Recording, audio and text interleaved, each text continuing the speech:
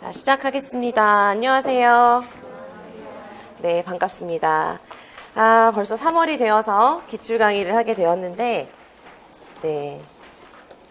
아무튼 문제를, 첫 주는, 오늘은 문제를 안 보시고 오셨으니까 푸는 시간을 드렸고, 이제 간단히 어떻게 진행할 것인지, 어떤 자료가 나가는지 좀 설명을 해드리고 시작하겠습니다. 강의 계획으로 이건 다 보고 오셨겠지만, 이제 간단하게 일정을 확인해 보시면, 매주 토요일이고요. 매주 토요일이고, 이제 기출 강의는 12시부터, 지금 10시라고 되어 있네요. 잘못되어 있습니다. 12시부터 6시까지. 작년에는 1시부터 했었는데, 이제 19학년도 문제가 추가되고 해서 조금 더 이제 늘려서 점심시간 없이 그냥 하는 거 아시죠? 그래서 이제 12시부터 6시까지 쭉 이어서 하고요. 보니까 오전에 여러분들이 오셔서 자습하시거나 문제를 푸셔도 될 것 같아요. 강의실 개방이 되니까. 그래서 9시부터 이제, 오셔서 공부하실 분들은 하시고, 그 주에 이제 보는 문제 미리 이제 오셔서 푸실 분들은 푸시고 하시면 되겠습니다. 그래서, 이제 일정을 보시면, 오늘 개별화 통합하시고 이제 3주, 4주 정도까지 특수교육 방법에 대한 거, 전략에 대한 거 다 보시고 그 이후에 장애 영역별로 보실 거예요. 그래서 이 일정 참고하셔서 뭐 복습 계획이라던가 공부하시는 계획 조정해서 봐두시고요. 하나 꼭 기억하셔야 되는 거는 이제 매주 토요일에 하는데 보고 오셨겠지만 마지막 12주차, 그러니까 12주라기보다 12회 강의가 되겠죠? 이제 11주 차에 끝나게 되는 건데 이제 6월로 넘어가면 6월 토요일, 이제 6월 한 달 동안 또 다른 답안 작성 강의를 하게 되어서 이제 마지막 강의만 이제 연달아서 토일 하게 되는 거예요. 아시죠? 알고 오신 거죠. 그래서 마지막 종강은 5월 안에 이제 하려고 5월 26일 일요일에 수업을 하게 됩니다. 그래서 그런 일정도 꼭 기억을 해두시고, 그리고 자료는 지금 오늘은 개별화 통합인데 문제를 지금 미리 다 나눠드렸죠. 그래서 이제 매주 그 다음 주에 해당하는 문제만 미리 나눠드릴 거예요. 그리고 나가는 자료가 답안 정리한 거 나갈 거고요. 이 답안은 정말 답이 실려져 있는, 답만 간단하게 실려져 있는 것이고, 그리고 해설 자료 같은 경우는 이제 좀 기본적인 이론이라던가 이런 것들은 다들 이제 각자 지금 시기에는 보시는 자료들이 있고 하니까 그런 것들 참고하시면 되어서 모든 문항에 대한 모든 기본 이론을 해설 자료로 드리진 않고 추가적으로 좀 더 자세하게 보셔야 되거나 최신 강론서 참고하셔야 되는 것들을 이제 추려서 그런 것들만 부분적으로 드릴 거예요. 그래서 나가는 자료는 답안 자료가 있고, 그러니까 여러분들이 늘 이제 받으셨을 때 빠짐없이 받으셨는지 좀 확인하셔야 되니까 참고 해설 자료가 있고, 그리고 이제 뭐 기출 공부를 하셨거나 하면 크게 좀 활용하지 않으실 수도 있지만 용어 정리한 것이 있어요. 체크리스트. 이건 뭐냐면 이제 기출 문제를 여러분들이 이제 보셨을 때 중요한 게 이제 기출 문제의 답뿐만 아니라 기출문제 문제 상황이나 답안에 꼭 들어가야 되는 문항별 키워드들을 이제 잘 파악하시면서 보셔야 되는데, 그 키워드에 이제 등장했던 그런 용어들을 영역별로 그냥 다 추린 거고요. 그렇게 다 추려서 이제 기억, 니은, 디귿 순서로 그냥 나열한 거예요. 그래서 여러분들이 그냥 이런 용어들이 이제 이 해당 영역에 주로 나오는 중요한 용어들이었구나라고 생각하시면서 이제 개별적으로 필요에 따라서 체크하시면 되겠습니다. 그래서 그런 식으로 이제 용어에 대한 거, 그러니까 꼭 이론적으로 정의가 내려진 용어가 아니어도 기출에 좀 자주 나왔던 표현이나 주요 표현이나 이런 것들은 이제 정리한 거니까 그렇게 알아두시면 되겠습니다. 그래서 오늘 나눠드린 문제로 이제 평가랑 공학은 다음 주까지 풀어오시는 걸로 꼭 풀어오시기 바랍니다. 왜냐하면 이제 기출을 보셨던 분들은 또 모르겠지만 처음 보시는 분들은 처음부터 내가 풀지 않고 바로 강의를 들으면 별로 효과가 없어요. 그래서 꼭 먼저 스스로 풀어보셔야 해요. 아시겠죠? 그래서 그렇게 알아두시고요. 그리고 또 하나만 이제 기출 공부에 대해서 좀 말씀을 드리면 강의 계획에 그 아래쪽에 제가 그냥 간단하게만 써놨는데요. 이제 여러분들이 오늘부터 기출 공부를 시작하시면 시험 치는 날까지 기출은 계속 보셔야 되잖아요. 그렇죠? 기출이 정말 가장 중요하고 가장 이제 의미 있고 여러분들 공부에 가장 도움이 되는 중요한 자료입니다. 그래서 기출은 그냥 단순하게 한번 답 찾고 끝내고 이렇게 보시면 안 되고 앞으로 반복을 계속 하시면서 시험 치는 날까지 정말 계속 보셔야 돼요. 그런데 똑같은 방법으로 똑같이 그냥 보시는 건 의미가 없겠죠. 그래서 제가 이제 써놓은 게 다양하게 반복을 하시는 게 중요합니다. 그리고 제가 여기에 써놓은 건 여러분들에게 꼭 당부를 드리고 싶은 것은 이제 상황이 다들 다릅니다. 그래서 처음 공부하시는 분들도 계시고 여러 번 보신 분들도 계시고 일을 하시는 분들도 계시고 뭐 다양하죠. 그러니까 지금 여러분들이 이 강의를 통해서 무엇을 어떤 것에 초점을 두고 공부를 하실 건지를 미리 좀 잘 생각하셔서 그에 따라서 이제 보시기 바랍니다. 그래서 거기 이제 다양하게 제가 기출 문제를 통해서 어떤 공부를 할 수 있을까 이제 중요한 그런 몇 가지 방법만 이제 나열을 해놨는데 가장 첫 번째는 이제 1번에도 나와 있지만 제일 우선적으로는 문제를 보고 문제를 파악하고 답을 찾는 것이겠죠. 그죠? 그래서 다들 답을 이제 이게 답이구나라고 생각하시면 그걸 기출문제를 다 공부했다고 생각하시기도 하는데 그건 전혀 그렇지가 않습니다. 그래서 기출문제를 이제 먼저 접하실 때는 문제를 보고 문제가 의도하는 것, 그다음에 문제에 적용되는 이론이나 이런 걸 파악하시고 답을 이제 찾으시는 거. 객관식은 그냥 답을 찾으시면 되고 서답형 같은 경우는 이 문제의 키워드는 이런 거겠구나라는 걸 이제 파악하는 것까지를 첫 번째 1차적인 단계라고 한다면 그 다음 여러분들이 또 꼭 해보셔야 되는 건 아시겠지만 서답형 문제는 우리가 다 외우고 외운 걸 그대로 쓴다고 해서 좋은 점수를 받는 게 절대 아닙니다. 그래서 문제 상황이나 문제 요건에 맞게 답안 작성하는 연습을 정말 꾸준히 하셔야 돼요. 그래서 먼저 답을 좀 이제 기본적인 어떤 1차적인 답을 좀 알았다면 그 다음은 정말 실전이라고 생각을 하시고 완성된 답을 써보시는 연습을 많이 하셔야 됩니다. 그래서 그냥 눈으로 보고 이게 답이지 해설에 나와 있는 거 나도 이렇게 생각했으니까 됐다 이게 아니라 정말 백지에 여러분들이 답을 문장으로 완성된 문장으로 써보시는 연습을 하시는 게 굉장히 중요해요. 그래서 그런 것에 초점을 두시는 훈련을 한다던가 아니면 여러분들이 또 기출 보시면서 이제 뭐 이론 정리를 해오신 그런 방법들이 각자 있으시겠죠. 단권화를 하셨다던가 서브를 하셨으면 이제 기출 문제 보시면서 중요한 표현이나 중요한 설명이나 이런 것들을 여러분들만의 자료에다가 옮겨서 같이 정리를 하는 그런 방법들도 있고 뭐 그런 방법들로 많이 이제 공부를 하시죠. 그래서 제가 이제 말씀드리고 싶은 건 여러분들이 미리 문제를 풀어 오실 때 이제 여러분들의 그 개개인의 어떤 뭐 상태나 역량에 따라서 어느 정도까지 문제를 풀어서 올 것이냐 이런 걸 이제 목표를 잘 정하셔서 하시면 좋겠다는 것이죠. 그리고 복습을 할 때는 또 어떤 것들을 복습할지 이런 것들 여러분들이 이제 개개인의 상황에 맞게 잘 정하셔서 공부를 하셔야 됩니다. 다른 사람이 어떻게 하는지는 정말 중요하지 않고 가장 나에게 필요한 방법이 무엇이냐 지금 나에게 가장 필요하고 내가 해야 되는 게 무엇인지는 정말 다 다르기 때문에 그런 걸 잘 파악하셔서 네, 공부하시고 지금 이제 12주, 거의 12주 동안 이제 진행되는 강의 동안 기출문제에 대해서 좀 전반적으로 잘 이해를 하시고 정리를 하시는 시간이 되었으면 좋겠습니다. 네, 그래서 이제 그런 거 좀 생각하셔서 여러분들 이제 강의를 최대한 활용하시고 예습 복습을 하셔서 최대한 이제 좀 효율적으로 효과적으로 공부하셔야 되니까 다시 한번 계획을 점검하시고요.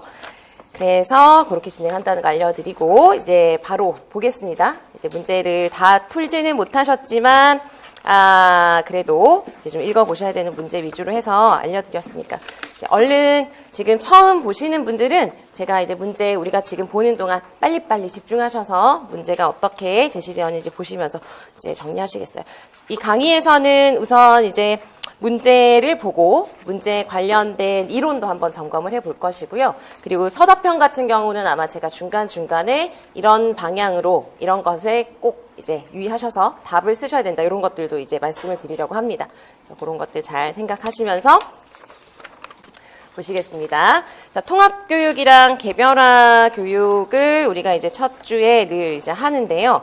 이제 이 통합교육이나 개별화 교육은 이론적으로 이론의 양이 많지는 않죠. 그래서 이제 뭐 공부하는 그 내용 자체가 어렵거나 양이 많아서 부담스럽거나 하진 않지만 기출문제를 보시면 이 기출문제 양이 적지 않습니다. 40문제 넘게 있고 또 이 문제들을 여러분들이 이제 활용하시기에 굉장히 좋은 게 뭐냐면 문제를 푸는 연습을 하기 좋은 문제들이 되게 많아요.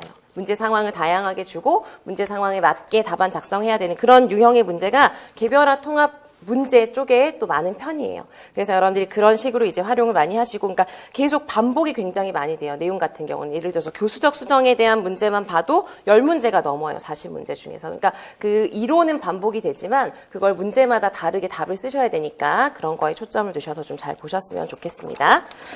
네, 그래서 우리 이제 1번부터 한번 봐보겠습니다. 그래서 1번을 보시면 이제 먼저 통합교육 문제가 쭉 나오고 그리고 개별화 교육에 대한 그 문제가 뒷부분에 좀 나와 있습니다.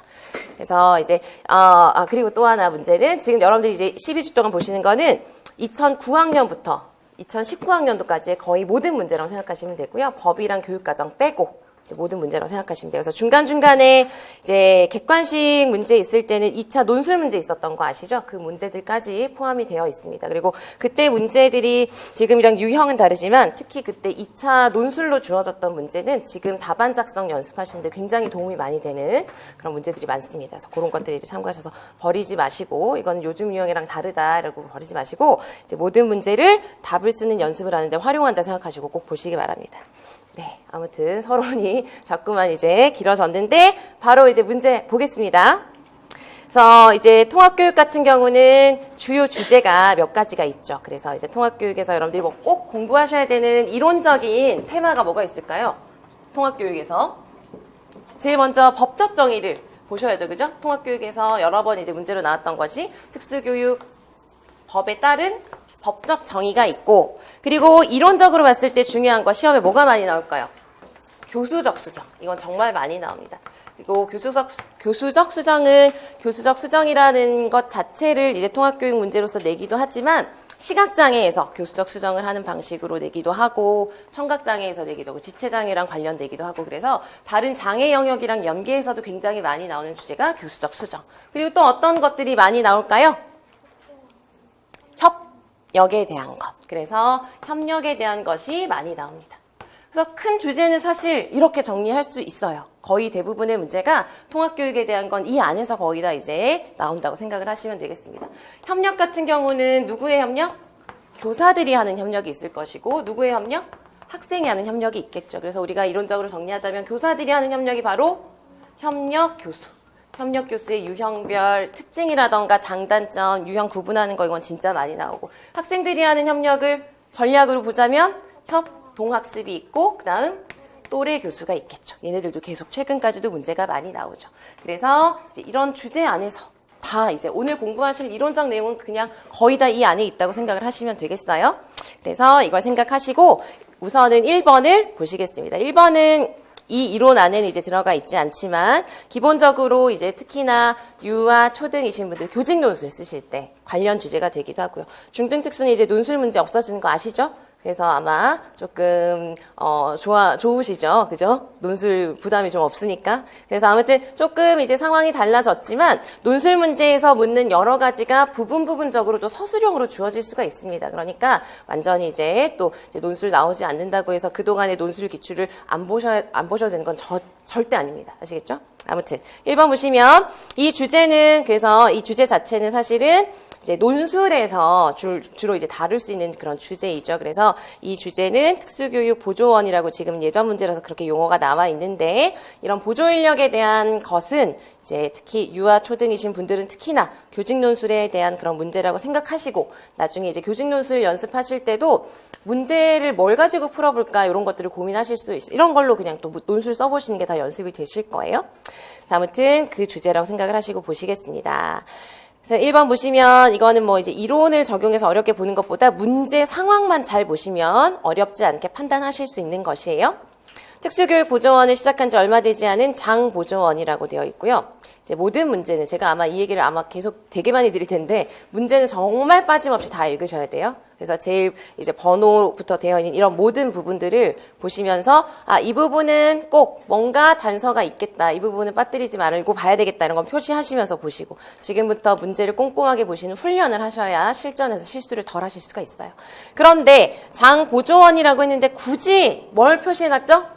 성별을 좀 표시해놨으니까 뭔가 성별이 남자구나 이렇게 이제 생각을 하실 수가 있겠고요. 하루 일과 중 주요 지원 활동을 기록한 일지 일부이다. 장 보조원은 특수학급 교사인 박 교사의 조언을 받아서 역할을 정립해 나가고 있다. 초등학교 3학년인데 여학생 은지라고 되어 있네요. 그죠? 우리가 보통 뭐 학습장애 학생 누구 이렇게만 되어 있는데 여학생 은지 굳이 또 이렇게 성별이 또 주어져 있어요. 그리고 경도 정신지체. 예전 문제는 다 이제 용어가 정신지체라고 되어 있지만 지금은 다 지적장애라고 하는 건 아마 아시겠죠?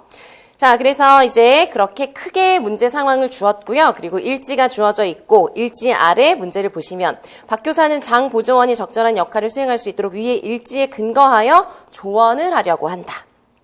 일지 내용 중 장 보조원이 특수교육 보조원으로서 적절하지 못하게 활동한 것 5가지를 찾고 그 이유를 제시하고 각각의 대안적 활동을 논하시오 이렇게 되었습니다. 아시겠죠? 그리고 이것은 이제 그 당시에 2차 전공 논술로 500자 안에서 이제 쓰시는 것이었어요. 그래서 이 문제 같은 경우는 중요한 게, 그러니까 원래 이제 논술 문제가 이제 교직 논술 쓰시면 1200자잖아요. 그죠? 그러면 이제 사실은 이제 체계적으로 분량까지 계획을 하셔야 되겠습니다. 그런데 지금 이 문제 같은 경우는 상황이 좀 다르니까 그냥 주요 들어가야 될 내용이 무엇인지에 초점을 두시고 그냥 분량 상관없이 써보시면 되겠어요. 실전 연습하실 때. 자, 아무튼 그래서 5가지를 찾으셔야 되는 거예요. 여러분들 이제 보시면 첫 번째 뭐 초등학교 나와 있고 은지 학생이라고 나와 있고 아침 조회 시간 이렇게 쭉 나와 있는데 조회 시간부터 한번 볼까요? 은지가 일반 학생과 함께 조회에 참여하도록 도와주었다. 문제될 거 없겠죠, 그죠? 그리고 이제 비고란에 보시면 환경이 나와 있습니다. 특수학급에서 통합학급에서 이런 식으로 1교시 국어 시간에 빔 프로젝터를 조작하고 학습 자료를 학생들에게 나누어 주는 등 박 선생님의 수업 진행을 도와드렸다. 선생님의 수업 진행 도와드리는 거 괜찮겠습니다. 그죠? 그 다음 2교시 박 선생님이 계획한 한 자릿수 덧셈을 가르치는 시간에 은지가 잘 푸는 것 같아서 두 자릿수 덧셈을 시도해 보았다가 어떨까요? 적절하지 않겠죠. 그래서 일단 표시, 수학 시간에. 그러면 이 문제 보시면 5가지를 찾으라고 했으니까 여러분들이 이런 식으로 이제 뭘 찾아라. 이런 게 가끔 나오거든요. 요즘에 서답형에서도 이런 식으로 요구를 할 때가 있어요. 그럼 문제 상황에서 몇 가지를 찾아서 써라 그러면 어떻게 써야 될까요? 어떤 부분인지 정확하게 말 그대로 찾아서 무슨 시간에 문제가 있다 이렇게 명시를 해주셔야 되는 거예요. 그죠? 그리고 이런 문제 같은 경우는 5가지니까 첫째, 수학 시간에 보조원의 역할에 문제가 있다. 이런 식으로. 찾아서 쓰라고 했으니까 내가 이 부분을 정확하게 찾았다는 걸 명확하게 표시를 해주셔요. 답을 쓰실 때. 그리고 거기에다가 뭘 쓰라고 했죠? 이유를 쓰라고 했죠. 그러면은 수학 시간에는 이유가 뭘까요? 이유를 쓸 때 키워드가 뭘까요? 보조원의 역할을 지키지 않은 것이죠. 그죠? 그래서 보조원으로서의 역할이 아니라 이제 교사 이 모든 보조원의 모든 보조 인력들이 해야 되는 어떤 역할을 설명할 때 중요한 이제 뭐 키워드라면 뭐 꼭 다른 식으로 이제 써도 되지만 중요한 내용이 뭐냐면 반드시 누구의 지시에 따라?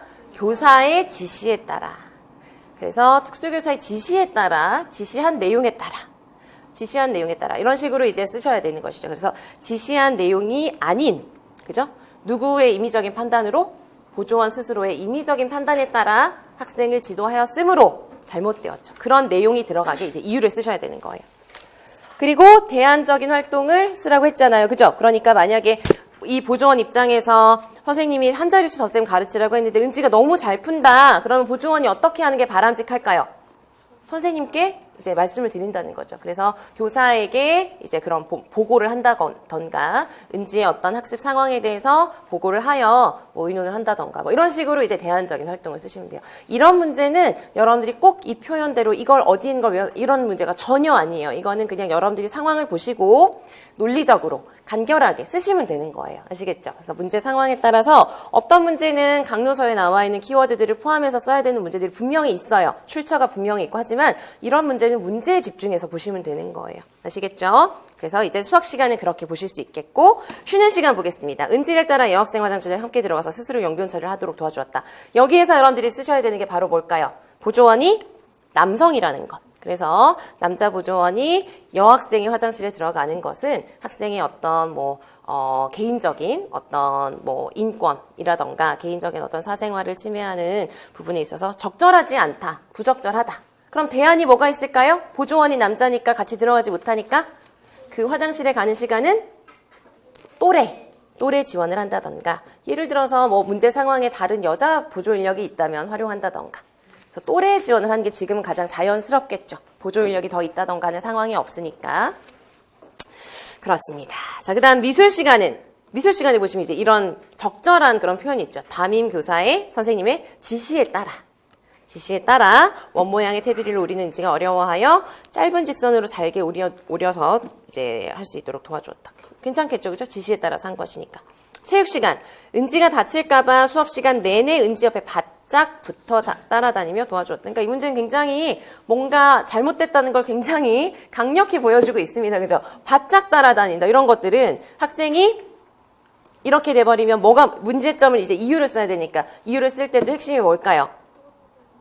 이렇게 보조 인력이 어떤 학생을 바짝 쫓아다니게 되면 은지 스스로 어떤 학생이 된다고 할 수 있을까요? 의존적인 학습자가 되고 또한 그렇게 보조 인력이 자꾸 은지에게 바짝 붙어 다니면은 무엇이 잘 이루어지지 않을까요? 또래들과 통합이 잘 이루어지지 않겠죠. 그래서 그런 것들을 이유로 해서 쓰시면 됩니다. 논하시는 거기 때문에 여러분들의 생각을 그런 방향에 맞추어서 논리적으로 논하시면 되는 거예요. 그럼 대안적인 활동은 뭐가 될 수 있을까요? 대안적인 활동은 이제 보조원이 어떻게 해야 되는지를 쓰시면 되겠죠. 그래서 예를 들어서 이제 수업 시간에 체육 시간이니까 체육 시간 동안 은지를 적절한 거리에서 뭐 예를 들어서 관찰하다가 필요한 경우에만 필요한 상황에서만 적절한 도움을 제공하도록 한다. 이런 식으로 여러분들이 생각하시는 적절한 보조원의 역할을 쓰시면 되겠습니다. 자, 그 다음 점심시간도 보세요. 은지가 음식을 골고루 섭취하도록 영양가 있는 반찬, 뭐 다 좋습니다. 그죠? 그런데 어떻게 했다? 직접 골라 먹여주었다. 지금 은지가 뭐 지체장애가 있거나 섭식에 지도가 필요하거나 하지 않죠. 그런 상황이 전혀 없습니다. 그러므로 이제 게다가 초등학교 3학년이고 그래서 학생 스스로 이렇게 음식을 먹을 수 있음에도 불구하고 도는 것은 이제 과도한 도움을 주는 것이다. 그런 것들을 이유로 쓰시고 스스로 먹을 수 있도록 한다. 자, 그 다음 학교 시간은 박 선생님이 다른 학부모와 대화를 나누는 동안 은지를 데리러 온 어머니께 학교에서 일어난 은지의 문제를 일일이 알려드렸다도 문제고 또 뭐가 또 문제일까요? 보조원과 학부모가 다이렉트로 직접적으로 의사소통하는 것은 적절하지가 않죠. 그죠? 그래서 이제 은지에 대한 사항은 모두 누구에게 알려줘야 될까요? 교사에게 알려주고 교사와 학부모가 의사소통을 하고 이제 정보 교류를 할 수 있도록 해야 한다는 것. 그런 것들에 초점을 두고 여러분들이 써보시면 되겠습니다. 그래서 이것은 여러분들이 뭐 전혀 이제 뭐 판단하는 게 어려운 것도 아니고, 그죠? 이제 뭐 이론적으로 굉장히 어렵게 적용해야 되는 것도 아니고, 이런 문제들은 여러분들이 뭔가 좀 워낙 우리가 글을 막 이렇게 쓰지 않잖아요, 요즘. 그죠? 그래서 그런 글을 좀 쓰고 그런 거에 익숙해지는 그런 연습 문제로 생각을 하시고 보시되 이제 교직 논술에서는 또 하나의 주제가 될 수 있으니까 초등이나 유아특수이신 분들은 이제 또 좀 더 교직 논술의 형식에 맞게 연습을 해보시는 것도 좋겠습니다. 넘어가겠습니다. 2번 문제. 제가 올해부터, 그러니까 원래는 기출문제를 제가 편집을 다 해서 이제 문항을 이렇게 정리해드렸는데 올해 좀 기출문제 원문을 그대로 보시는 게 좀 더 좋지 않을까 해서 원문을 그대로 편집해서 드린 거예요. 그래서 번호가 좀 혹시 헷갈리실까봐 뭔지 아시겠죠? 그죠? 우리가 보는 건 이제 2번이고 원문에 이제 번호가 3번이어서 그냥 이렇게 되어 있습니다.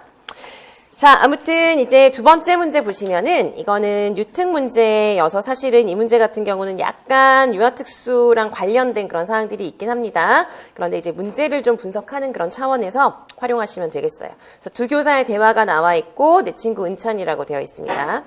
그래서 두 교사가 이제 무엇이라고 하였냐. 경수 때문에 의논 드릴 게 있다. 경수가 수업 시간에 가끔 귀를 막고 소리를 지르곤 하는데 그럴 때 저는 경수니까 이해하고 뭐라고 하지 않았더니 제가 경수만 특별히 예뻐한다고 생각하는 것 같아.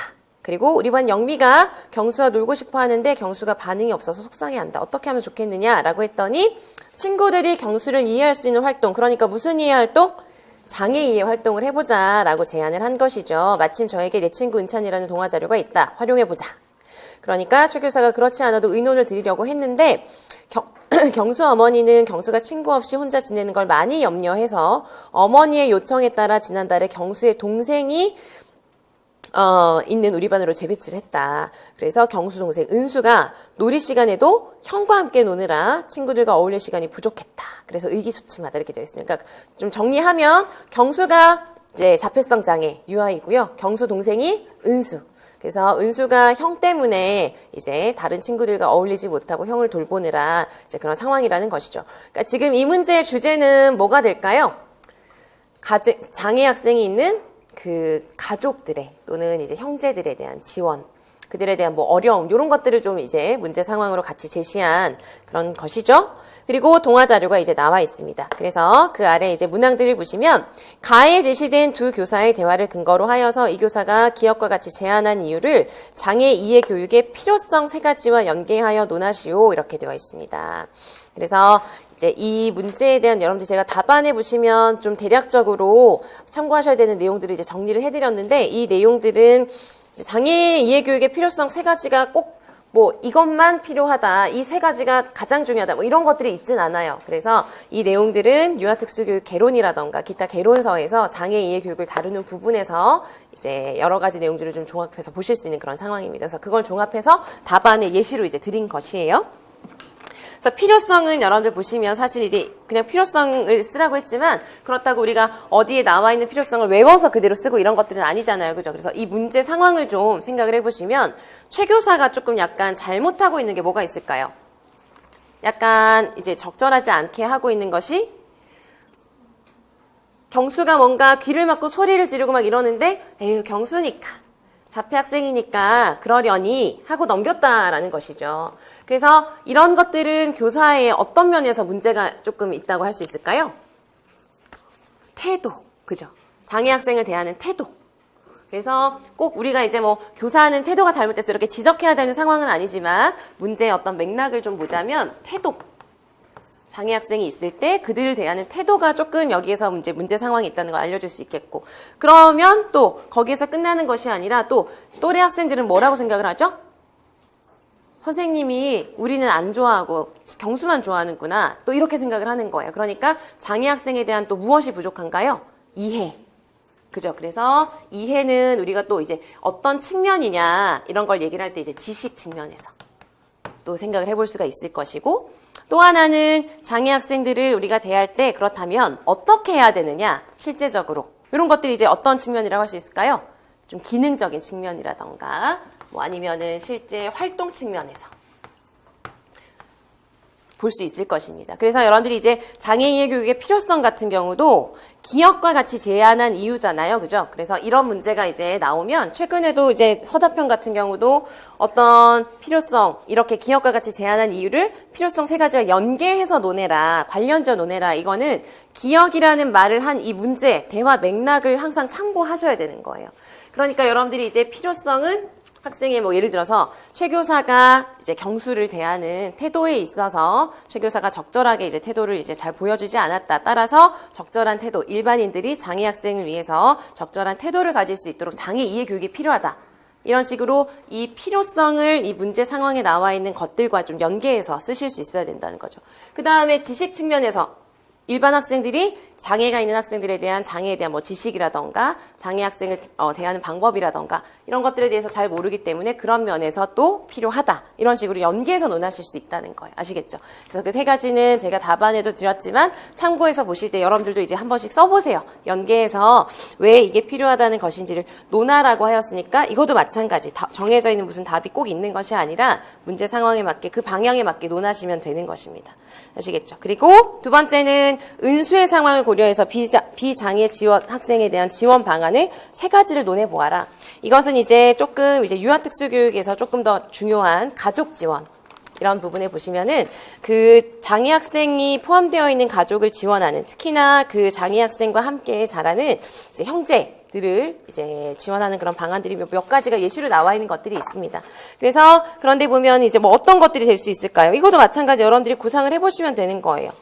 비장애 학생이 지금 장애 형제가 있는 학생이 은수의 상황을 고려해 보시면 지금 또래들과 지내지 못하고 있고 하잖아요. 그러니까 어떤 것들을 우리가 대안으로 생각을 해볼 수 있을까요? 은수가 아니라 누가?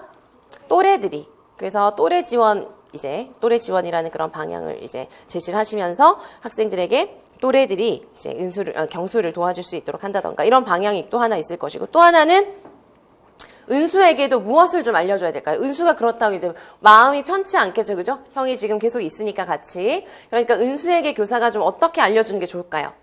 너는 이 학급에서 형을 위해서 이것만 하자. 이렇게 은수에게 무엇을 명확히 제시해준다? 역할.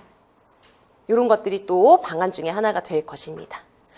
그리고 전반적으로 또 학생들이 그 또래 학생들이 친구들이 은수와 경수에 대한 이해를 좀 해야 되겠죠. 그러니까 또 하나는 이제 은수나 경수를 위해서 지금 주제 자체도 그렇긴 하지만 장애 이해 교육 등을 실시하여서 이제 장애 학생이나 장애 학생이 포함되어 있는 가족들을 좀 더 잘 이해할 수 있도록 그런 교육이나 활동을 실시한다. 이런 것들을 이제 다양하게 지원 방안으로서 제시를 할 수 있겠습니다. 자, 그리고 이제 나에 보시면 동화 자료 내 친구 은찬이라고 되어 있고요. 내 친구 은찬이라고 이제 뭐 이렇게 되어 있다. 그 안에서 유아가 습득할 수 있는 교육적인 효과를 지식, 태도, 기술 측면에서 한 가지씩 찾아라. 그리고 찾아서 논해라 이렇게 되어 있죠. 그러니까 여러분들이 이 동화 내용 자료에서 지식에 해당하는 부분, 태도에 해당하는 부분, 기술에 해당하는 부분을 찾으셔서 논하셔야 돼요. 이거는 이제 물론 유아특수 문제긴 하지만 초등, 중등이신 분들도 지식이 뭔지, 태도가 뭔지, 기술이 뭔지 아셔야 되니까 찾으실 수 있어야 돼요. 지식에 해당하는 부분은 어디에 있을까요? 그러니까 이 동화 자료를 읽고 지식적인 측면에서 뭔가 도움을 받을 수 있는 부분이 어디 있을까요? 그리고 태도는 어디 있을지, 기술은 어디 있을지를 한 번씩 찾아보세요. 얼른.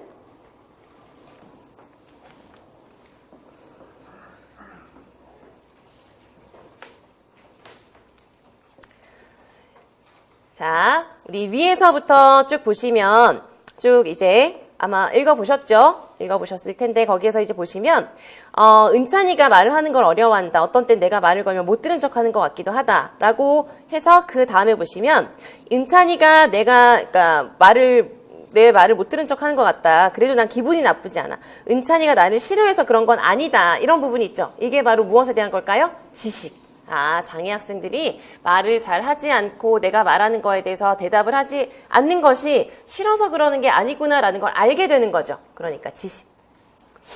그래서 이 부분을 찾아서 이 부분을 이제 간단하게 요약하셔서 이와 같은 이제 내용을 통해서 학생이 지식적인 측면에서 장애 학생의 특성이나 아니면 장애 학생이 할 수 있는 어떤 행동에 대해서 이해할 수 있다. 이런 식으로 쓰시면 되겠죠. 태도 부분은 무엇이냐. 은찬이가 조금 다르게 놀 때 노는 방법을 보고 따라하면서 시간을 보낼 수 있다는 걸 알았죠. 그래서 기술이라고 하는 것은 뭐냐면은 어떻게 학생과 실제로 이제 활동을 할 수 있을까에 대한 것입니다. 실제로 어떻게 실행할 수 있을까. 그죠? 그러니까 은찬이도 나처럼 자동차를 타고 갖고 노는 거 좋아한다.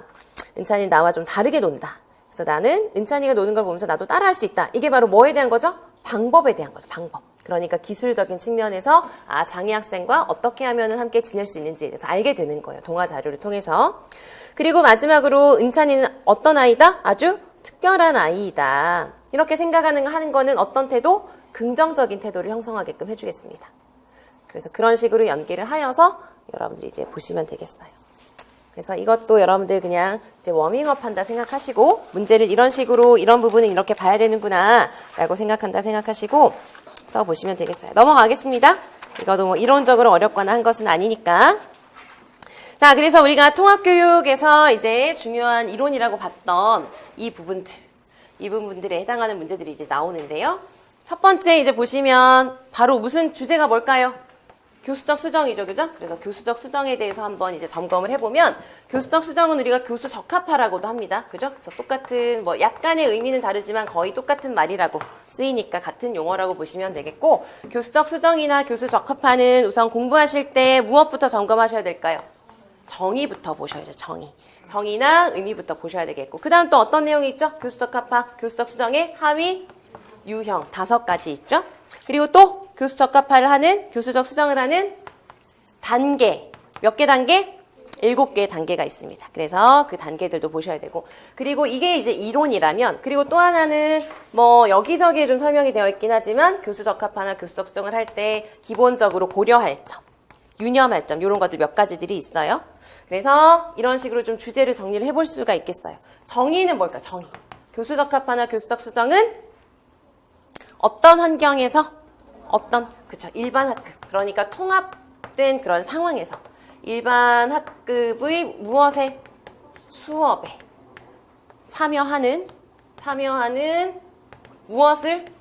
양과 질을 모두 다 향상시키기 위해서 장애 학생의 특성에 맞게 수정하거나 조절하는 모든 것을 포함하는 게 이제 교수 적합화의 정의가 되겠습니다. 그래서 통합학급의 수업에 그래서 교수 적합화나 교수적 수정은 이미 뭐는 결정이 되어 있는 거죠? 일반 학급에서 이런 수업을 한다라는 건 만들어져 있는 거예요. 거기에 장애 학생을 접근시키려고 하다 보니까 여러 가지 수정이나 조정이 필요한 것이죠. 조절. 이 모든 걸 포함하는 게 이제 교수 적합하다. 크게 볼 수가 있겠습니다. 그래서 이런 의미에 따라서 유형 몇 가지? 5가지가 있죠. 그래서 첫 번째 교수 환경. 그 다음에 두 번째는 교수 집단화. 세 번째는 교수 방법. 네 번째는 내용. 그 다음에 평가 방법에 대해서 우리가 교수적 수정을 하게 됩니다. 그래서 이 각각에 대해서도 이론을 좀 정리를 하셔야 되죠. 환경은 그냥 한 가지의 환경으로만 이제 제시되는 게 아니라 크게 두 가지로 나누어서 무슨 환경? 물리적인 환경과 사회적인 환경을 모두 다 포함하고요. 둘 다 기출문제로 이제 나왔던 내용들이고요. 집단화를 한다는 거는 어떤 방식으로든 그냥 집단의 유형을 바꾸는 모든 것이 다 들어가죠. 그래서 이렇게 대집단 수업을 하는 것에서부터 자습하는 1대1 교수하는 것까지 모든 집단의 유형들이 다 들어가고 집단 측면에서 수정을 하면 다 집단화에 들어갑니다. 자, 그리고 방법은 다시 몇 가지가 포함이 되죠? 3가지가 포함이 되어서 누가 하는? 학생이 수행하는, 학생이 참여하는 활동에 대한 수정.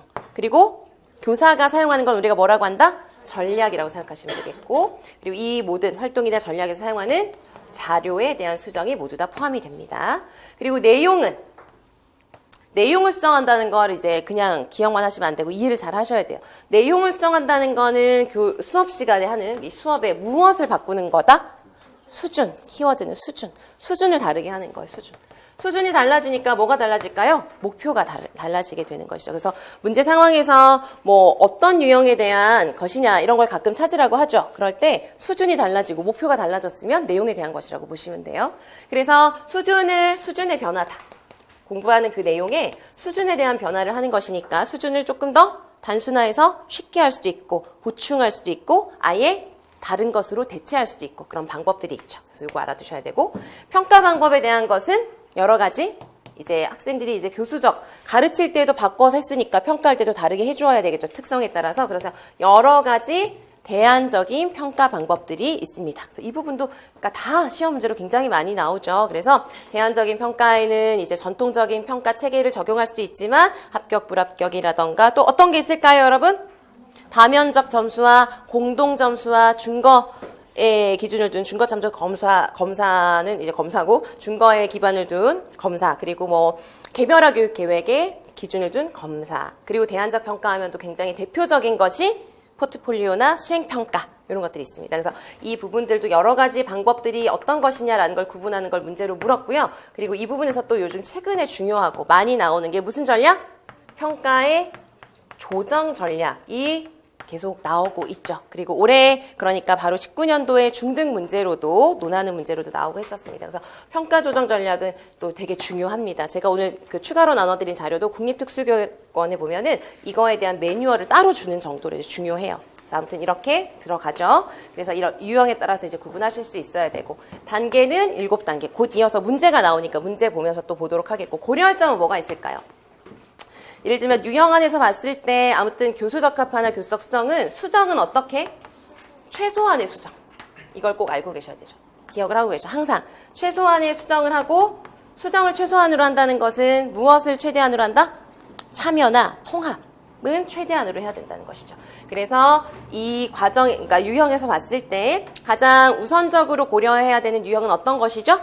방법이나 환경 이런 것들을 우선적으로 고려하고 더 많은 이제 수정을 한 것이 바로 내용이기 때문에 처음부터 교수 내용을 수정한다고 하는 건 바람직하지 않아요. 그래서 이 환경이나 집단이나 방법이나 이 부분에서 수정을 하는 걸 먼저 고려하고 그럼에도 불구하고 더 많은 수정이 필요하면 그때 내용 수정을 해야 된다는 것 이런 것들이 이제 고려할 점이 몇 가지로 들어가는 것이죠. 이거는 이제 기본적인 틀로서 꼭 알고 계셔야 됩니다. 그래서 대략 제가 봤더니 거의 지금 3번이죠? 11번 정도까지 거의 교수적 수정에 대한 문제로 쭉 이어서 보시면 되겠어요. 그래서 이제 문제는 교수적 수정은 말씀드렸지만 문제 상황에서 그냥 단순하게 이 이론적 틀을 그대로 단편적으로 묻거나 하지 않고 항상 무엇을 주나요? 상황이나 수업이나 이제 이런 예시들을 줍니다. 그러니까 이 기출에 나온 것들이 가장 좋은 예시예요. 그러니까 여러분들이 교수적 수정에 대한 기출문제 그 문제 상황은 다 하나하나의 예시라고 생각을 하시고 복습을 해주시면 좋겠습니다. 그래서 아무튼 3번 이제 보겠습니다. 이거는 거기 보시면 이제 교수적합화를 하고자 한다. 예시로 적절한 걸 골라라. 그래서 교수적합화가 잘 되었는지 어떤 유형인지 이런 걸 보려면 항상 기본적으로 뭐부터 봐야 되냐면 기본적으로 수정을 하기 전에 통합학급에서의 원래 목표가 무엇이냐 이거부터 점검을 하셔야 돼요. 그리고 또 하나 뭘 점검해야 될까요? 우리가 적용하고자 하는 그 개별 학생의 IEP가 뭐냐, IEP 목표가 뭐냐, 이걸 보시면서 적절하게 했는지 적절하지 않은지 이런 걸 판단하셔야 되는 거예요. 그래서 거기 보시면 학습 목표가 이제 나와 있고요. 3가지 유형의 색 나무 조각을 우리가 이제 40, 50개 정도를 크기, 색, 모양에 따라 분류하고 각 집합에 속한 수를 세어서 그 수량을 말할 수 있대. 이게 모든 학생을 대상으로 하는 일반 목표가 되겠습니다. 그죠? 그런데 지금 이 학생 민주는 개별화 교육계획의 장기 목표를 보면 일반 학생들은 4, 50개를 세도록 하는데 학생은 몇 개까지? 1에서 5까지에 대한 수를 셀 수 있다는 게 지금 목표예요. 목표. 그죠? 그래서 지금 얘가 목표로 하는 것은 이것이구나. 그리고 특성을 보시면 호기심 많고 위, 아래, 안팎 이런 것들을 이제 구분해서 놓을 수 있고 2단어 문장의 언어 표현을 하고 블록 쌓기에 관심이 많다. 간단한 색을 구분할 수 있다. 이런 것들이 나와 있습니다. 그래서 보시면 우선 보기를 보세요. 학습 목표 수정을 이렇게 했다라는 것이죠. 3가지 색의 블록 3개씩을 색깔별로 쌓으면서 촉진 없이도 수를 셀 수 있다라고 하였습니다. 이것이 이제 민주에게 적절하냐라는 걸 봤을 때 우선 장기 목표죠. 그죠? 단기 목표가 아니라 장기 목표니까 이 목표 내에서 3가지에 대한 어떤 개념을 지도하려고 하는 것은 적절하겠죠. 그죠? 그래서 적절하고요. 거기에다가 3가지 색의 블록이라고 하였어요. 왜 블록을 했을까요? 민주가 블록 쌓기를 좋아하니까. 지금 일반 학생들은 뭘 가지고 하고 있죠? 색나무 조각이라는 것을 이제 자료로 사용하고 있지만 이 학생 같은 경우는 블록을 활용을 하는 것이고요. 그리고 지금 간단한 색은 민주가 구분할 수 있죠. 그러니까 색깔별로 쌓을 수 있도록 하고 목표에서 이런 것들이 이제 어떤 조건이 될 수가 있어요. 촉진 없이 스스로 그죠? 할 수 있도록 한다. 그래서 이것은 학생에게 이렇게 목표를 다르게 해서 수준을 다르게 해서 지도한 것이에요. 그래서 이런 문제는 이제 조금 나중에 이제 처음 보시면 우선 답을 찾아보시고 나중에 연습하실 때 여러분들이 이런 문제 상황에서 이 각각의 유형별로 그냥 이 보기 없이 여러분들이 먼저 수정을, 그러니까 대안을 제시를 해보시는 거, 예시를 써보시는 거 이런 것들도 연습을 하시기에 좋은 문제입니다. 그래서 아무튼 이제 1번은 맞고 활동 수정이라고 하였어요. 그러니까 활동 수정이니까 누가 하는 활동이죠? 활동은 누가 한다? 학생이 한다. 그죠? 그러니까 학생이 실제로 하는 활동 자체에 대한 수정이 맞는지를 보시면 돼요. 교사가 시범을 보인 후에 교사의 촉진에 따라 활동을 반복하도록 하고 그 다음은 촉진 없이 활동을 하게 한다. 그래서 활동을 할 때 그냥 스스로 하도록 하는 게 아니라 처음에는 교사가 도움을 주다가 점점 쉽게 한다는 것이죠. 그러니까 적절하겠습니다. 자, 교수 자료의 수정이라고 되어 있어요. 교수 자료의 수정은 무엇을 활용한다? 색 블록을 활용한다. 왜? 좋아하니까 학생에게 맞게. 자, 교수 평가의 수정 같은 경우는 블록을 쌓을 수 있는지와 1부터 3까지의 수를 셀 수 있는지를 준거로 한다. 이건 어떨까요? 왜 틀렸을까요? 이유를 쓰라면. 그리고 여러분들 기출문제 이제 보실 때 객관식 문제도 다 보셔야 되는데 틀린 건 항상 뭘 해보셔야 될까요? 고쳐보세요. 아시겠죠? 그리고 이제 이것도 계속 정말 많이 말씀드리겠지만 서답형에서 틀린 걸 고르라는 문제가 많이 나옵니다. 그래서 뭐 기억부터 미음까지 중에 2가지를 고르고 그 다음 요구하는 건 다를 수가 있어요. 어떤 거는 고치라고 하고 수정해라. 어떤 것들은 뭘 써라? 이유를 써라. 그러니까 여러분들이 그거는 이제 문제 상황을 보시고 이게 뭔가 틀렸다는 거에 대한 근거가 문제 상황에 있다. 그럼 그것까지 꼭 같이 써보세요. 왜냐면은 틀린 걸 고치는 건 쉽거든요. 별로 어렵지 않아요. 답을 쓸 때. 근데 이유를 쓰라고 하면 그게 좀 간결하게 명확하게 쓰는 게 어려우실 수가 있어요. 그래서 이거 같은 경우는 우리가 뭘 제시할 수 있느냐? 이유를 제시할 수가 있어요. 이유는 어디에 있을까요? 문제 상황에? 블록을 쌓을 수 있는지. 지금 이 학생은 이미 블록 쌓기는 특성으로 제시가 된 것이고 이 평가의 내용은 항상 뭐랑 연계가 돼야 될까요? 목표랑 연계가 돼야 돼요. 그러니까 목표랑 상관없는 평가라는 건 바람직하지 않고 그러니까 내용으로도 그렇고 수준으로도 그렇고 그죠? 그래서 블록을 쌓을 수 있는지를 평가하는 것 자체가 내용으로 적절하지 않고요. 그리고 일단 장기 목표가 어디까지 세는 것이었죠? 5까지 세는 거니까 3까지만 평가하면 안 되겠죠. 목표의 기준을 두고 본다면. 아시겠죠? 그래서 리을은 목표 수준에도 맞지 않고 목표의 어떤 내용으로 포함되지 않은 특성에 대한 걸 평가하니까 적절하지 않다. 이렇게 볼 수 있겠습니다. 되셨죠? 그래서 이것은 간단한 예시지만 어쨌든 여러분들이 뭐 유형별로 확인을 하시기에 적절한 문제라고 보시면 되겠습니다. 넘어가서 다음 문제, 네 번째 문제가 바로 이제 단계에 대한 것을 제시했고, 이거 뭐 굉장히 단순한 문제죠. 그래서 요즘은 이렇게 단순하게 나오진 않지만, 어쨌든 요즘은 여기가 비워져 있고, 뭐 빈칸에 들어간 단계 내용을 써라. 만약에 변형을 한다면 그렇게 될 수가 있겠어요. 그런데 여러분들이 이론에서 공부하시는 교수적 수정의 단계는 몇 단계였죠? 7단계인데, 지금 보시면 모든 단계가, 모든 영역에 이론에 뭐 단계가 많잖아요. 그죠? 그런데 우리가 공부한 대로 단계를 주지 않을 때도 있어요. 4단계인데, 어떤 단계를 뭉쳐서 3단계로 제시하기도 하고. 그러니까 항상 단계도 우리는 외우고 있지만 그걸 적용하실 때는 문제 상황에 맞게 다시 한번 점검을 하셔야 돼요. 근데 이거는 지금 보니까 6단계로 되어 있잖아요. 그러면은 이제 뭐가 빠졌을지, 어디가 뭐가 합쳐져 있는지 이런 걸 좀 판단을 해보실 필요가 있습니다. 그런데 이건 또 마침 뭐 객관식이다 보니까 우선 답을 찾아볼게요. 답을 찾아보시면 윤교사가 이제 초등학교 1학년에 학급에 통합된 정신이체 학생 주호에게 시각 읽기 지도를 하기 위해서 교수 적합화를 한다. 그래서 보기를 보세요. 들어갈 것을 그냥 요소를 고르라고 했어요. 그러니까 이거는 되게 쉬워요. 그죠? 순서대로 막 이런 것도 아니고 그냥 이 안에서 들어가는 내용 두 가지를 찾으면 돼요. 그런데 보기를 보시면 기억. 만약에 단계를 하나도 몰라도 이건 굉장히 찍기가 쉬운 문제입니다. 기억을 보세요. 주호에 대한 가족 지원 필요성 검토. 갑자기 교수적 수정하는데 가족 지원 필요성 검토할 필요? 맥락이랑 상관이 없죠. 그죠? 그러니까 지울 수 있겠고 기억 아니다 이렇게 버릴 수 있고. 그 다음에 주호의 개별화 교육 계획 목표 검토한다. 이거는 굉장히 필요한 부분이죠. 이 단계에서 다중에는 어디에 들어갈까요? 가장 먼저 하는 것이죠. 그죠? 가장 먼저 하는 것이 IP 목표를 검토하는 것입니다. 그리고 일반 학급에서 주호의 학업 수행 관련 특성을 분석한다. 이것도 왜냐하면 교수적 수정은 어디에 수업에 참여하는 거다? 일반 학급의 수업에 참여하도록 하는 것이기 때문에 일반 학급에서 이 학생이 어떤 식으로 행동을 하는지 어떤 특성이 있는지를 알아야 됩니다. 그래서 맞죠. 리을 보세요. 일반 학급 학생들에 대한 수학 성취도 검사 실시. 이 교수적 수정을 하는 대상은 누구죠? 주호잖아요. 주호인데 일반 학생에 대한 검사를 할 필요가 있을까요? 없겠죠. 그러니까 여러분들이 단계를 정확하게 외우지 않았어도 사실 이 문제는 잘 생각하면 정확하게 맞출 수 있는 문제였죠. 그래서 어쨌든 니은과 디귿이 들어가게 되는데 그러면은 가에 이 문제 맥락에 따라서는 가에 뭐가 들어가죠? 개별화 교육 계획 목표를 검토하고 그 다음 일반 학급 환경에 대한 정보 수집이 바로 나왔어요. 그래서 여러분들이 공부하시는 7단계에는 가와 나 사이에 뭐가 하나 있습니다. 뭐가 있죠? 그쵸. 교수적 수정을 할 무엇을 선택한다? 교과 선택을 하는 게 나오죠. 그러니까 뭐 그거는 간단한 내용이니까 그냥 이제 제외를 하고 문제 상황을 준 것이에요.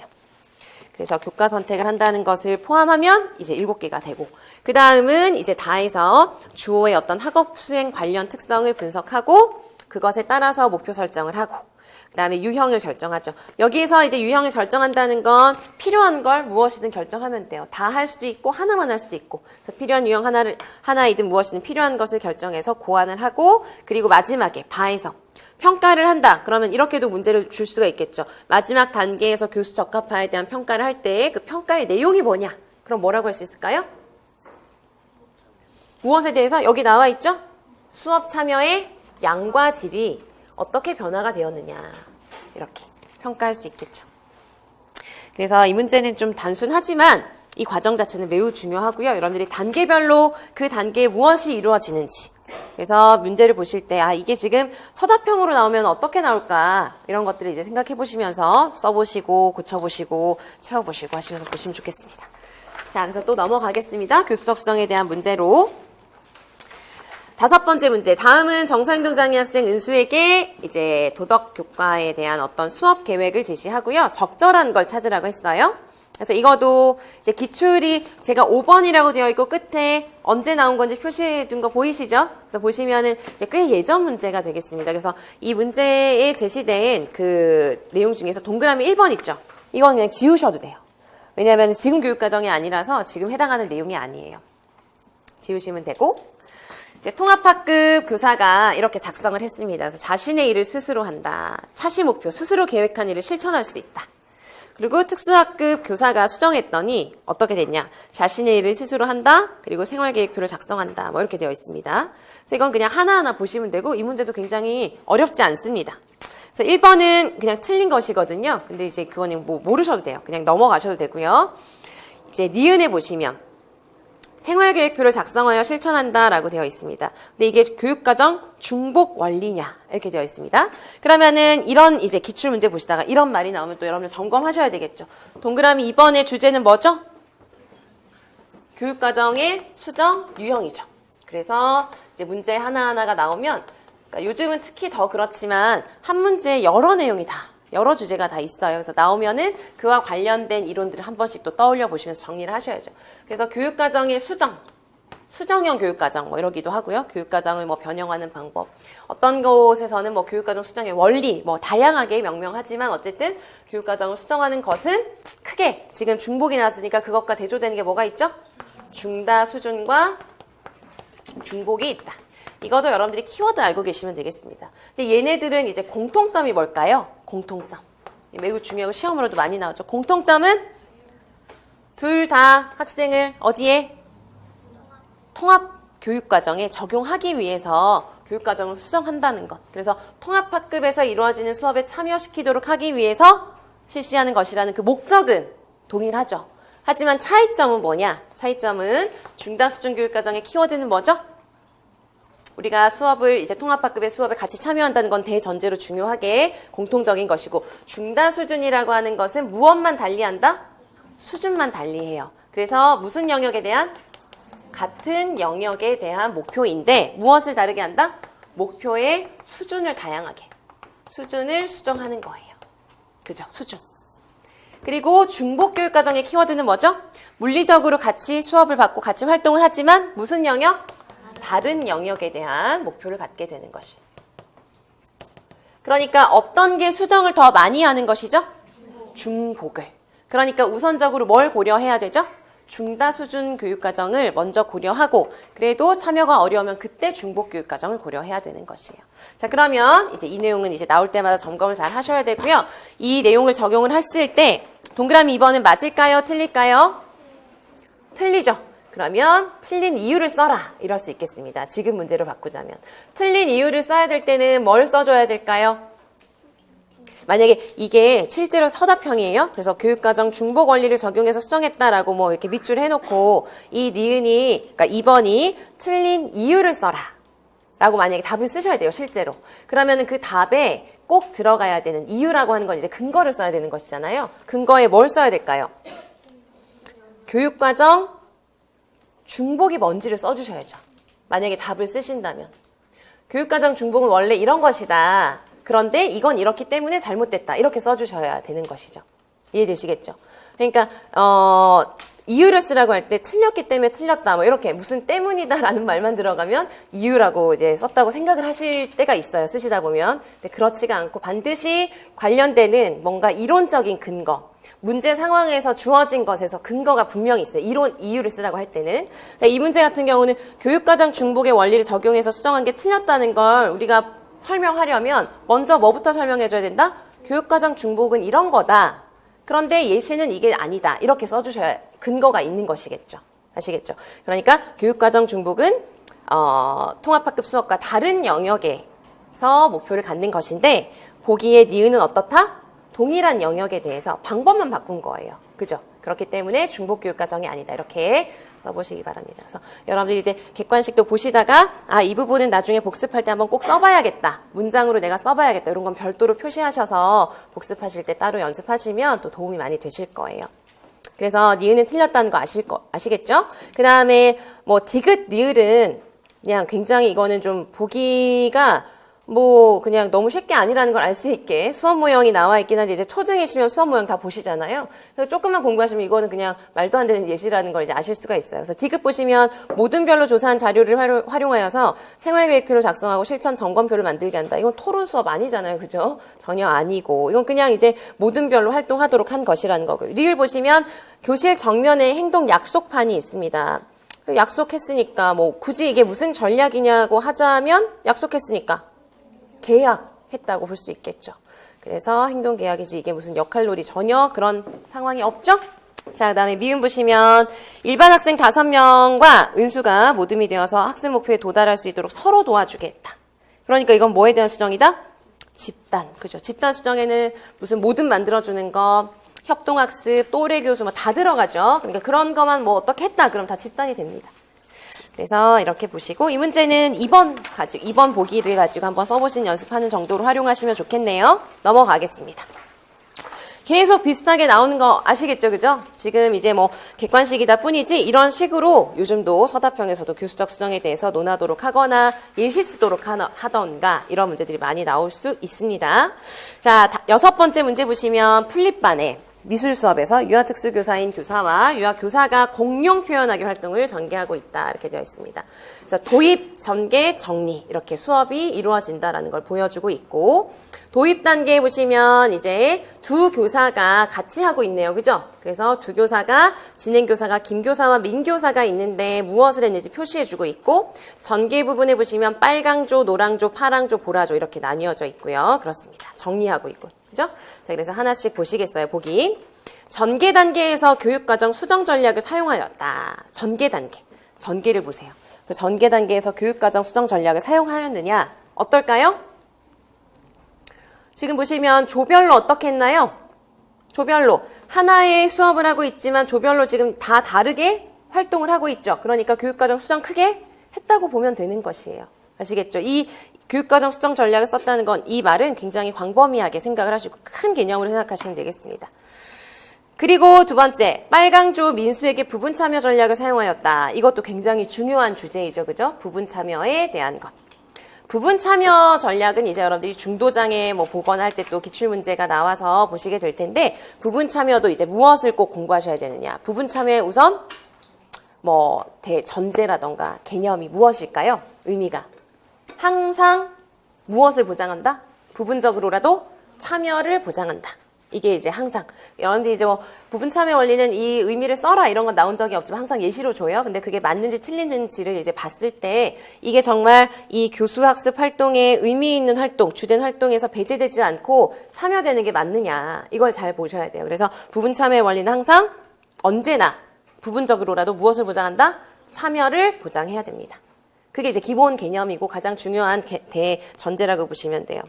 그래서 이제 보시면 빨강조 민수를 보세요. 빨강조 민수. 빨강조에서 이제 그 점선 위에는 뭘까요? 여러 가지 종이를 구겨 붙인다. 이거는 그냥 빨간조 친구들이 하는 거예요. 그리고 그 아래 보시면 신문지 구기기를 좋아하는 거예요. 그래서 발달지체 유아에게 신문지를 구기기로 했습니다. 그럼 어떨까요? 원래 해야 되는 활동이 종이 구기는 건데 뭐만 그냥 다르게 해줬죠? 좋아하는 종이로 구길 수 있도록 한 거예요. 그러니까 학생이 여러 가지 종이를 다 구겨보는 건 아니지만 좋아하는 걸 활용해서 부분적으로 참여하도록 했죠. 그러니까 부분 참여의 원리가 될 수 있겠습니다. 그래서 부분 참여의 원리는 이제 그 정의와 예시를 보고 이게 부분 참여가 된 것이냐라는 걸 판단하실 수 있어야 돼요. 그러면 그때 우리가 이제 좀 고려할 수 있는 게 부분 참여에 대한 의미가 맞게 됐는지 아닌지를 판단하면서 우리가 찾을 수 있는 건 또 뭐가 있냐면 잘못 적용되었을 때 유형이 있죠. 몇 가지? 네, 그래서 어떤 게 있죠? 관찰하도록 하면 수동적인 참여, 근시안적인 참여, 비정규적인 참여 이런 것들이 있겠습니다. 그죠? 그래서 그런 참여의 유형들을 보시고 이제 나중에 이제 나오는 기출문제 보시면은 그게 무슨 잘못된 유형인지까지도 구분을 하실 수 있어야 돼요. 그래서 그런 것들 체크하시고 여러분들이 이제 또 복습하시면 되겠습니다. 그래서 니은은 맞죠? 자, 그다음에 디귿 보세요. 지금 뒤에 협력교수의 문제가 또 이제 좀 모여져 있어요. 그래서 그때 쭉 몰아서 좀 보시긴 할 텐데 여기에서도 지금 나왔습니다. 그래서 협력교수가 지금 디귿에 보시면 도입 단계에서는 대안적 교수 방법을, 전개 단계에서는 평행 교수 방법을 사용하였다라고 했죠. 그래서 협력교수도 여러분들이 이제 협력교수. 또 이 부분에서 여러분들이 꼭 공부하실 때 무엇부터 정리해야 될까요? 유형부터 구분하실 수 있어야 되고 유형과 각 유형의 무엇? 장단점도 반드시. 그래서 최근에 서답형 이따가 보시겠지만 각 유형에 따라서 장점, 단점을 또 그냥 뭐 써라 이게 아니라 다 뭐와 연계해서 문제 상황, 대화 상황이랑 연계해서 쓰셔야 되는 그런 문제들이 이제 나오고 있습니다. 그래서 아무튼 간단하게만 체크를 해보면 유형이 뭐가 있을까요? 대안적인 교수가 있고 그리고 평행 교수 지금 뭐 보기에 나온 게 이 두 가지고 또 뭐가 있죠? 스테이션도 있고 또 한 사람은 교수, 한 사람은 보조. 그리고 뭐가 있죠? 팀 티칭. 그래서 우선은 가장 중요한 건 지금 여기서도 뭐 장단점까지는 아니고 우선 구분을 해야 되는 것이죠. 그래서 구분을 하는 이 각각을 설명하는 그 특징은 여러 가지가 있지만 제일 핵심적이고 그리고 여러분들이 이제 헷갈릴 때 이게 평행일까 아니면 뭘까 이게 헷갈릴 때 구분할 수 있는 그 키포인트를 잘 알고 계셔야 되죠. 대안적 교수는 제일 중요한 거 이게 반드시 있어야 된다. 이게 뭘까요? 집단화를 하는 거예요. 집단화. 그래서 대안적 교수는 어떻게 집단화를 하죠? 한쪽은 대집단, 한쪽은 소집단. 그래서 대집단을 교사 1이 가르치고 소집단을 교사 2가 가르치고 이런 식으로 하는 집단화가 이루어지는 것이고 중요한 건 이 집단은 계속 매번 그 순간순간마다 바뀌나요? 바뀌지 않아요. 그 수업에서는 정해져 있어요. 그래서 소집단은 계속적으로 이렇게 그 수업 안에서는 이 대안 교수를 적용하는 동안은 정해져 있습니다. 그러니까 그것에 따라서 여러 가지 문제점이 분리가 된다거나 학생에게 낙인이 찍히게 된다거나 이런 것들이 있는 것이죠. 자, 그 다음에 평행교수. 이것이 평행교수다라고 반드시 이제 판단하기 위해서 반드시 있어야 되는 단서는 뭘까요? 전체를 어떻게 나누죠? 두 집단으로 나누어서 두 집단을 각 교사가 각 집단을 대상으로 해서, 그죠? 또 중요한 것. 어떤 내용을? 그렇죠. 각 집단에 동일한 내용을 지도한다는 게 굉장히 가장 중요한 키워드가 되겠습니다. 그죠? 그래서 각 집단에 우리가 동일한 내용의 수업을 하는데 나는 이쪽에서 그냥 그 내용을 가르치고 이쪽에서 다른 내용을 같은 내용을 이 집단에게 가르치는 거죠. 그래서 동일한 내용을 지도한다는 게 굉장히 중요한 키워드가 되겠습니다. 스테이션은 무엇이냐? 스테이션은 보통 예시가 이제 세 집단으로 영역으로 제시가 되어서 세 개로만 생각하시지만 2개, 3개, 4개 다 상관이 없어요. 그 스테이션의 수가 중요한 게 아니라 스테이션과 평행교수를 만약에 구분해야 돼. 헷갈려요. 그러면 스테이션과 평행교수를 구분할 수 있는 중요한 단서는 어디서 찾으셔야 될까요? 평행교수는 각 집단에 적용하는 내용이 동일한데 스테이션은 스테이션 1, 2, 3가 있으면 다 어떤 내용? 다른 내용이라는 것이죠. 그래서 학생들이 집단을 구성해서 이 모둠을 다 여기를 이렇게 돌아야 전체 내용을 학습하게 되는. 그래서 각각 다른 내용이라는 거, 이런 것들이 이제 가장 중요한 구분하는 단서가 되겠습니다. 그 다음에 교수보조의 키워드는 뭘까요? 교수보조. 교수보조는 또 약간 뭐랑 헷갈릴 수가 있냐면 대안교수랑 헷갈릴 수가 있어요. 그때 이제 우리가 뭘 가지고 구분할 수 있을까요? 아까 소집단이 어떻게 되어 있다? 이 소집단에 들어간 학생들은 그 수업 내에서는 고정되어 있어요. 그래서 소집단에 들어간 학생은 그 수업 안에서는 정해져 있어요. 하지만 보조를 지원하는 교수하고 이제 보조를 이제 해주는 학생들은 여기에서는 정해져 있지 않죠. 그래서 어떻게 보조한다? 적재적소. 그때그때 필요할 때 필요한 곳에 그때그때 지원을 하는 것이에요. 아시겠죠? 이렇게 구분하시고 팀 티칭은 이제 두 교사가 한 학급을 대상으로 같이 역할 분담을 하여서 지도하는 것이죠. 그래서 이따가 또 나오면 그때 우리가 좀 구체적인 특성은 보도록 하겠고 지금은 일단 구분하시는 거니까 협력 교수 이따가 우리가 몰아서 또 볼 거거든요. 그래서 그때 좀 더 자세하게 보고 지금은 이제 구분하는데 필요한 내용만 이제 점검을 해봤습니다. 그러면 도입 단계는 어떤 교사가 무슨 방법이죠? 이거는 지금 보시면 김 교사가 설명하고 확대하고 이렇게 그리게 하고 수업의 주된 진행은 다 김 교사가 하고 민 교사는 뭐를 하고 있죠? 종이 나눠주고 있는 거예요. 그러니까 이거는 수업의 일부에 뭔가 교수를 위해서 참여한 것이 아니라 보조한 것이죠. 그러니까 대안적 교수가 아니고요. 그리고 또 대안적 교수가 아닌 이유를 또 만약에 쓰라고 한다면 우선 뭐가 없죠 지금? 집단화한 과정이 전혀 없습니다. 그죠? 그래서 이제 민교사가 이제 정해놓은 또는 이제 소집단 학생들에게 우리가 수업을 할 때 목적이 보통 뭐죠? 수업에 대한 보충이나 심화잖아요. 그래서 그런 수업에 대한 부가적인 목적을 이제 이루고자 하는 소집단의 구성 없이 이제 전체 학생을 대상으로 해서 도움을 주고 있기 때문에 대안적 교수가 아니다. 자, 그 다음에 전개 단계는 평행 교수가 맞는지 한번 볼까요? 어떨까요? 평행 교수가 맞는지 아닌지를 보려면 우선 뭘 봐야 된다? 같은 내용인지, 같은 내용에 대한 것을 다루는지를 봐야 되는 것이에요. 그런데 이제 진행교사 부분에 이제 보시면 두 교사가 두 조씩 맡아서 조별 활동을 지도한다고 했어요. 그럼 일단 전체 조가 4조인데, 4개의 조인데 두 교사가 두 조씩 맡으니까 일단 전체 절반씩 맡은 거는 이제, 뭔가 평행교수일까라는 생각이 들지만 확인해야 되는 게 각 맡고 있는 조별 내용이 동일한가를 봐야 돼요. 동일한가요? 동일하지가 않습니다. 그죠? 하고 있는 활동이 다 달라요. 그래서 빨강조를 보면 종이를 구겨서 붙이고 있고 노랑조는 물감으로 칠하고 있고 자유롭게 그리고 다 다르죠. 그러니까 다 다른 활동이기 때문에 이건 평행교수라고 할 수 없습니다. 이것도 만약에 왜 평행교수가 아닌지를 쓰라고 한다면 각 조가 이제 수행하는 활동의 내용이 어떻기 때문에 다른 활동이고 각 교사가 각 조별로 다른 내용을 지도하고 있기 때문이다. 이렇게 쓸 수 있어야 되겠어요.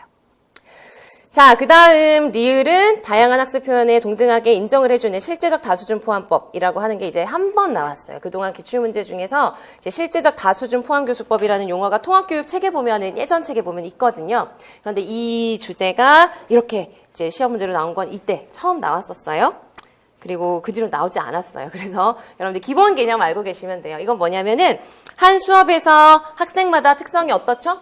다 다르니까 수업에서 무엇을 다르게 해서 다양한 표현 방법, 다양한 학생마다의 방법들을 인정해 주어서 다양한 그런 수준에서의 수업이 한 공간에서 동시에 일어나도록 하자라는 어떤 큰 접근이에요.